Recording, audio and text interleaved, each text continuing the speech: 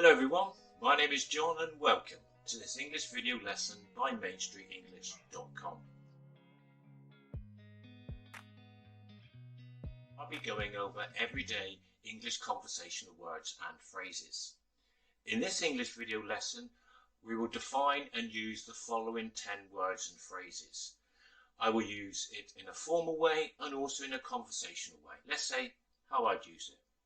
So we have cheers, chuffed, chock-a-block, Chopsy, Codswallop, Clanger, cock-up, cracking, Cuppa and Doddle. Cheers. Now cheers is the Swiss Army knife of English words and phrases. It can be used in so many different ways. It can be used as a greeting. Hello, how are you? Cheers, mate. Or as when somebody's leaving. See you again. Cheers. To thank somebody. Thank you so much for that. I really do appreciate it. Cheers, mate. Toasting for a drink. Here's to John on his birthday. Cheers. Chuffed. If somebody is chuffed, they are very, very happy. I am so happy with my promotion. I couldn't have wished for a better job. I am well chuffed. Well happy. Chock-a-block. Chock-a-block is used when something or a situation is crammed full of something. There's no room to maneuver, no room to move. Better not go into that bar. It is absolutely full.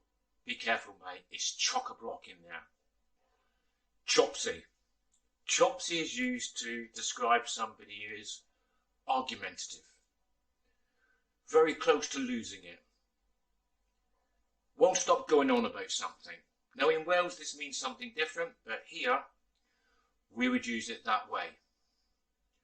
Oh, be careful, my friend, because you are going on and on and on. If you're not careful, they're going to throw you out. You want to back down, mate. You're getting well chopsy. Chopsy. Next one, Codswallop. Codswallop is a load of rubbish. It's a load of nonsense. What you're saying is absolute rubbish. It makes no sense whatsoever. What you're saying, mate, total codswallop. Clanger. Clanger is making a mistake, yourself or for others. They've done something wrong, inadvertently, and it's normally quite embarrassing. Oh, I can't believe I told John what was happening. I dropped a clanger. I shouldn't have said anything. Cock-up. Cock-up, again, is making a mistake. You shouldn't have done that. That was an awful attempt. Oh, you cocked that right up, my friend.